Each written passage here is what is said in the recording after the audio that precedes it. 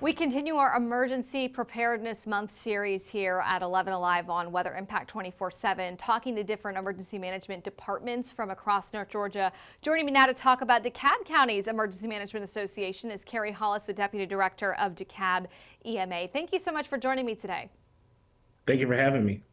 So, Cary, for people who are not familiar with you, who might be in DeKalb County, how did you get into this role and how long have you been a part of DeKalb Emergency Management Association? Sure. So I always had a knack for emergency management, actually took it up as a trait in education. So I followed that track and eventually I landed a role here with DeKalb County Emergency Management after various roles. And I've been with DeKalb County since 2018. So then you've seen a few different tropical systems coming in. Does that mean you were here during Michael in 2018? So I actually started right after that storm. Believe it or Right not. after that storm, and many storms since then. Of course, in 2020, we had, oh gosh, Zato, I think was the biggest power outage one for us here. And since then, of course, we're coming up on the 1-year anniversary of Hurricane Helene. How do you all coordinate during those big weather events where it's not just summertime storms, but you know in advance, either there's a winter storm coming in or a hurricane or a line of thunderstorms? How do you coordinate with other jurisdictions and other agencies within DeKalb County to make sure y'all are communicating on the same page before, during, and after an event? No, sure. That's a great question. So what we do here in DeKalb County during a response, DeKalb Emergency Management, we activate our Emergency Operations Center. And we use our instant command system to coordinate roles and responsibilities with various agencies.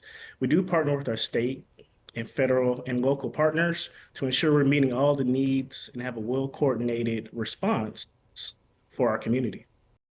Can I ask you, because DeKalb County is much different from some of our more rural locations in a sense, because we have a lot more impervious surfaces, concrete, asphalt, all the roadways, all the highways that don't absorb the rainfall as easily. Are there certain hot spots when we have summertime storms or we have, a continuous rain threat throughout a day in the winter, when you all are watching more closely with the DOT for flooding to start first than other parts of the county? Sure. What I actually think we should highlight with that question is flooding is the most dangerous natural hazard in the state of Georgia, and DeKalb County is not immune to that. So what we do, we routinely plan and respond to both flash flooding and longer duration flooding in urban areas. And that's how we prepare for that type of scenario. Yeah, and I was to add to that, a lot of these flooding events that we've seen so far this year, they've been rush hour and later into the evening as things are getting dark. If somebody notices that, hey, I see that this entire lane of 285 is blocked out, or this interchange from I-20 to get on 285 is flooded, who's the best person for them to contact so that the Department of Transportation knows locally and you all know as well to make sure that more people are not putting themselves at risk to that flooding? Sure. No, that's another great question. So I would alert our 911. There's a non-emergency number they can contact to deliver that information to the county. Also, DOT has a contact number that you can reach out to ensure that that information is noted and they can be aware so they can send out proper alerts. So that non-emergency line, a good one to use. When talking about all these different types of severe weather coming in, how do you all alert your residents? Do you have sirens in DeKalb County, or do you just want people to sign up for text messages? Great question. So DeKalb County does have sirens, but they are managed by other jurisdictions that have their own set of activation criteria. We talk about severe weather, but also there can be other emergencies when we are dealing with, suburban and urban areas. In DeKalb County, how do you all work with other agencies when there are things like threats somewhere or perhaps something like the CDC shooting? Were you all assisting? Were you taking the lead, or are you there to respond if other agencies ask for your help? Sure, that's a wonderful question.